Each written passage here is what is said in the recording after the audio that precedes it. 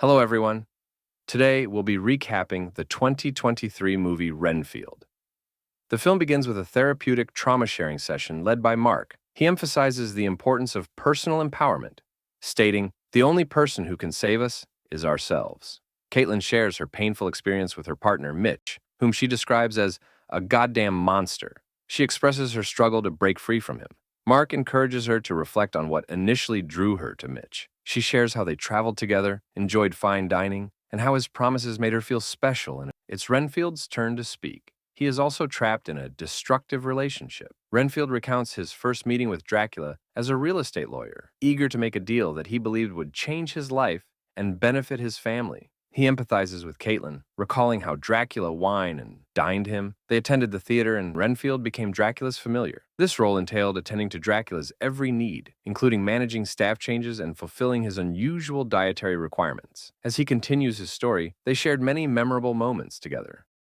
On a brief tangent, Renfield discusses his unique source of power, explaining that just as Dracula draws strength from human life, he derives his energy from eating bugs. The scene shifts back to Dracula, who is seething with rage after brutally tearing the neck off a hunter. He approaches a priest who, trembling and fearful, holds a cross while reciting from a holy book. Unfortunately for Dracula, he unwittingly flies into a protective circle set as a trap. The hunters believe they finally have the chance to end his reign of terror. Renfield rushes to his master's side, shocked to see Dracula trapped. One of the hunters informs Renfield that it's time for Dracula to pay for his atrocities. However, Dracula, ever the manipulator, sweet-talks Renfield, claiming that if he is gone, Renfield will be locked away for all he has done. Caught in this emotional turmoil, the priest, filled with despair and anger, warns Renfield that they are the last of their kind, and the blood Dracula spills will be on his hands. In a swift movement, Dracula breaks free, turning into dust and forcing himself into the priest's mouth,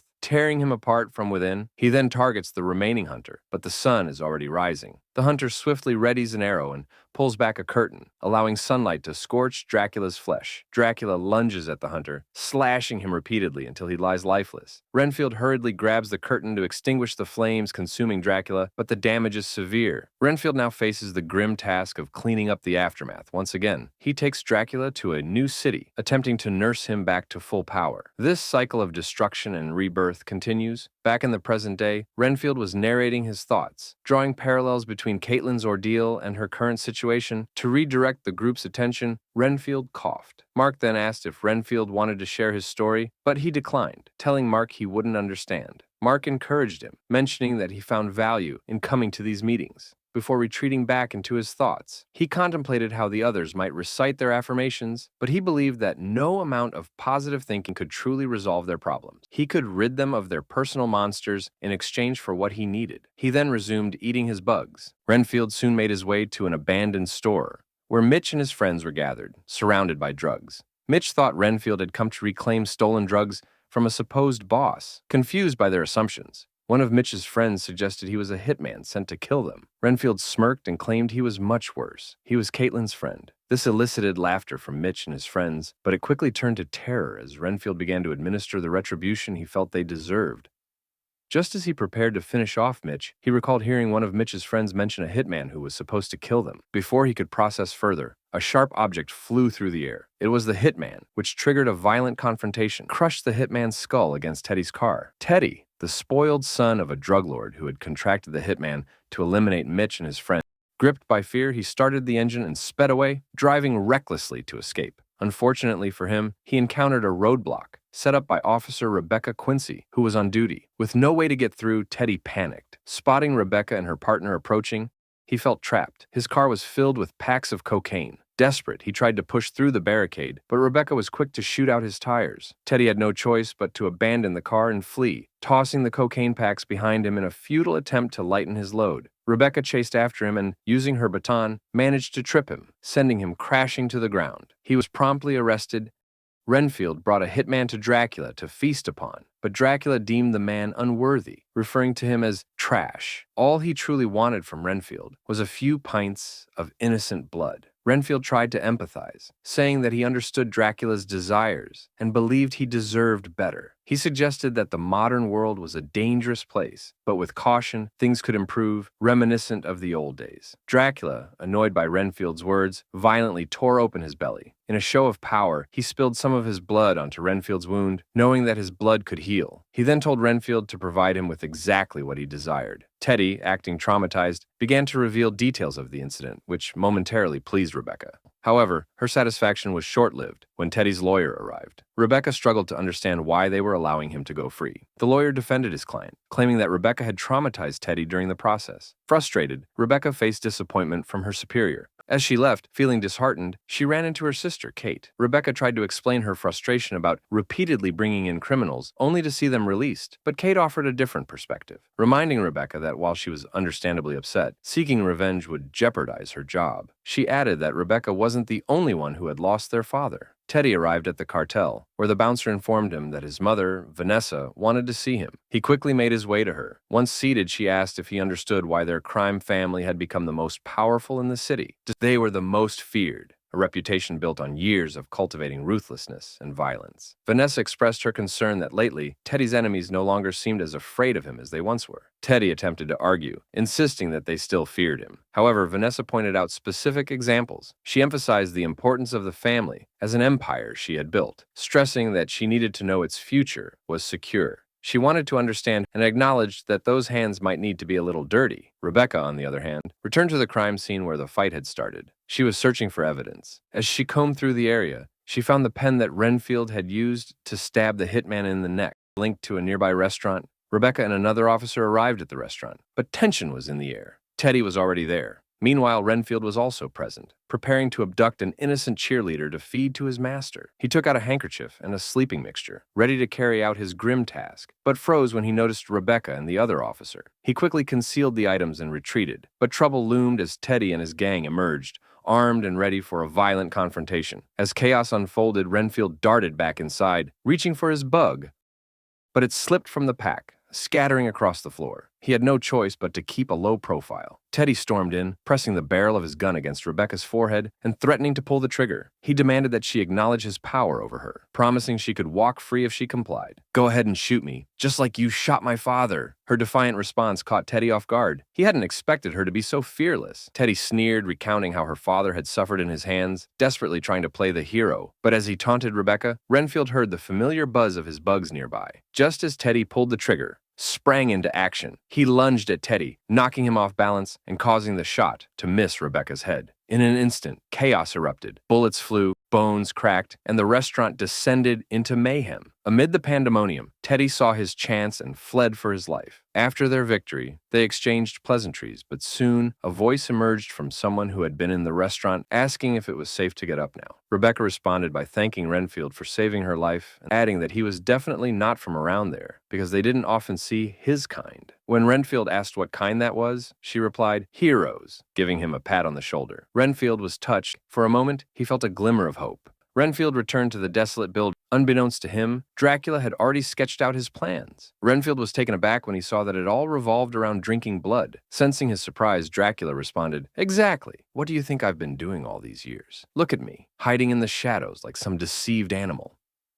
In another therapeutic session with Carol speaking, the door suddenly slammed open as Renfield burst in, jamming it behind him. "I need help," he exclaimed, making everyone look his way. "I need to get out of a toxic relationship." They were so sad that for the first time in years, he felt like he wasn't alone. Mark listened intently and then noted that Renfield seemed to be struggling with codependency. "It sounds like your boss, Dracula, is a narcissist," Mark continued, "and narcissists often take full advantage of a codependent's low self-esteem. You're the one with the real power. You just need to take it back." "How am I supposed to do that?" he asked. "Start by focusing on your own needs. If you do, you'll grow to full strength." Encouraged by Mark's words, Renfield began to affirm his newfound resolve. With the group helping him build his confidence, he made some significant changes. He got a new apartment, bought new clothes, explored things he'd never done before.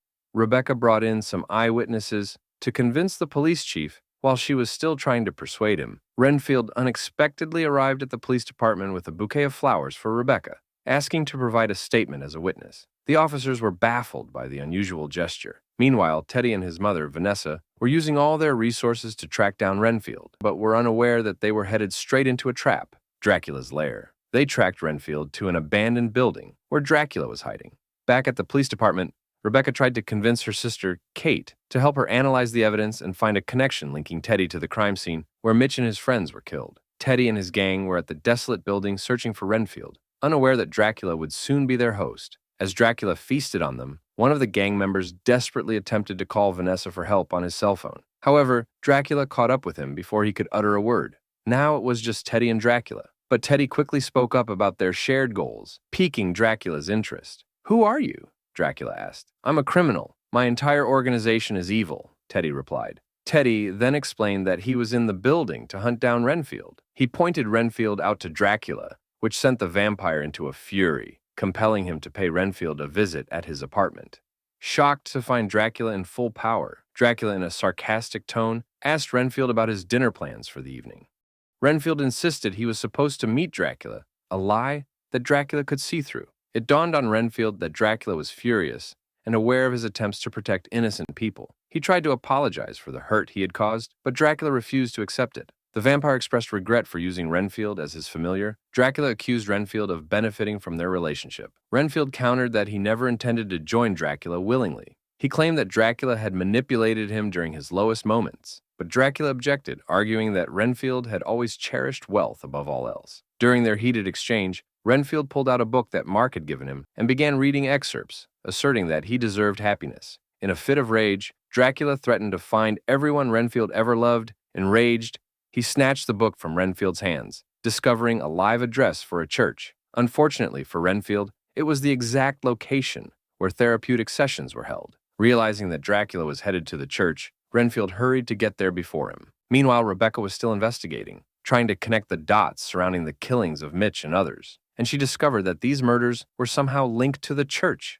During the therapy session, Carol was speaking when Renfield suddenly burst in, gasping for air and urgently asking if everyone was safe. Mark reassured him, saying that they were. Renfield, however, insisted that they needed to leave immediately, and Mark tried to calm him down. As Renfield continued trying to convince them to evacuate, the door swung open, and the King of Wrath, Dracula, entered the room. Mistaking him for a new member of the group, Mark asked him to introduce himself. Dracula responded with a chilling calmness. "Some call me the Dark One, but I am known to all as Dracula." Renfield dropped to his knees, admitting that he should never have abandoned him. In response, Dracula said, "I offered you a choice, the power of a god. Why did you choose their path?" Renfield, with a broken voice, replied, "Because that's what I am." Dracula calmly removed his coat, his gaze fixed on Renfield, and with that, the massacre began. He mercilessly slaughtered every member of the group, feasting upon them one by one. When he was done, Dracula turned to Renfield and said, "There are fates worse than death, Renfield.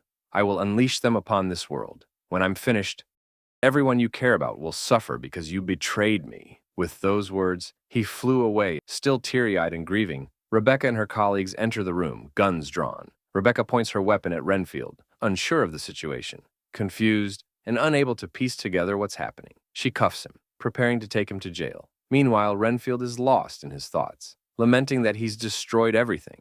As Rebecca and Renfield exit the church, they find themselves surrounded by the police and Vanessa. Unknown to Rebecca, Vanessa has been manipulating the police chief, using her influence to control the situation. The police chief tries to sway Rebecca, offering her a promotion, a better house, and higher pay, but she refuses to trade Renfield for personal gain.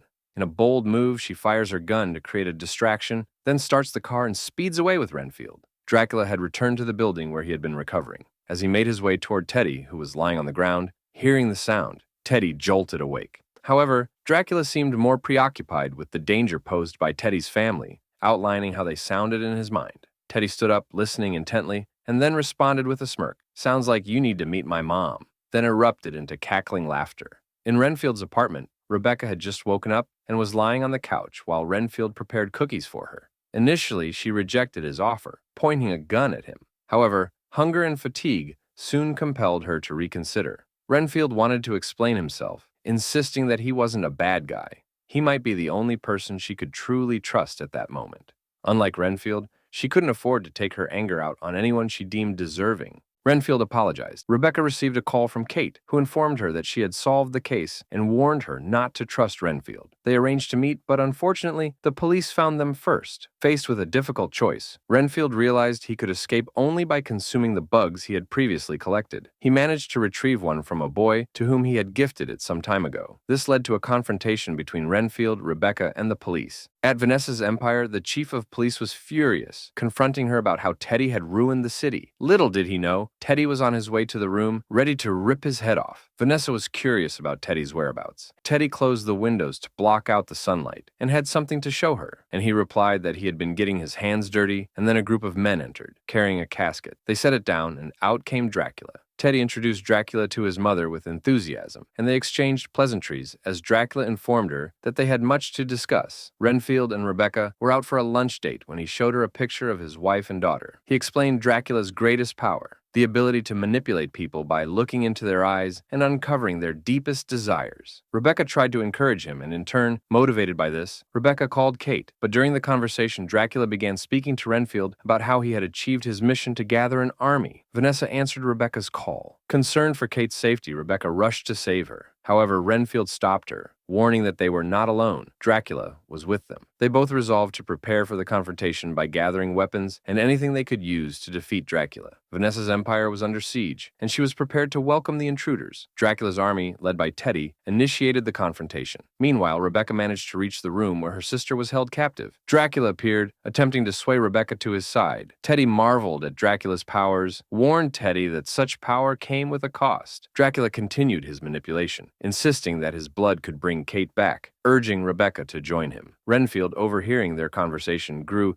increasingly discontent. Teddy, eager to prove his worth alongside Dracula, Renfield knew he had to eliminate Teddy before persuading Rebecca to resist Dracula's influence, as manipulation was the vampire's modus operandi. Rebecca, grieving the loss of her father, declared that she couldn't bear to lose her sister. If joining Dracula was the price for saving her, she was willing to sacrifice herself. In a moment of boldness, she embraced Dracula and swiftly opened the windows, provoking his fury. He transformed into a swarm of bats, pursuing everyone in the room. Seething with rage, Dracula remarked to Rebecca and that he understood why Renfield held her in such high regard. Dracula caught Rebecca by the neck and flew almost to the top of the building, poised to rip her throat open with his teeth. Rebecca shot at his foot, fully aware that Renfield lay unconscious on the ground below, where Dracula's blood was dripping directly into his mouth. This unexpected turn revived Renfield, who sprang up and attempted to shatter Dracula's fangs. Dracula transformed into a dust-like form, choking him. "There are far more Renfields in this world," Dracula taunted. Renfield silently agreed, recognizing that millions of codependent individuals were struggling to overcome their destructive relationships. He recalled Mark's words. He was the one with the real power, and all he had to do was reclaim it. As he wandered through these thoughts, Dracula asked, "Do you know who you are?" Renfield replied confidently, "Yes, I do," as he began to fight back against Dracula. With each strike, he declared, "I am a codependent." While reciting affirmations from the support group, he told Dracula to look at him, emphasizing that he was now in full power mode. In a fit of rage, Dracula threw Renfield to the ground, seemingly ready to finish them both off, as Dracula transformed into dust and surged toward them. Fortunately, he found himself trapped within the circle with no hope of breaking free. They quickly located a storage room filled with weapons and worked together to shatter Dracula into pieces, ensuring that it would take him a very long time to return. Rebecca was able to arrest Vanessa, now that she has solid evidence against her. Meanwhile, Kate and all the members of the therapeutic sharing group were brought back to life with Dracula's blood. Mark remains in shock over what he experienced and the miraculous return from the dead. He dismisses the group. At that moment, a voiceover of Renfield begins. He explains that he is now codependent, having faced his demons. He believes that if he can find the strength to confront his challenges, then perhaps everyone else can too.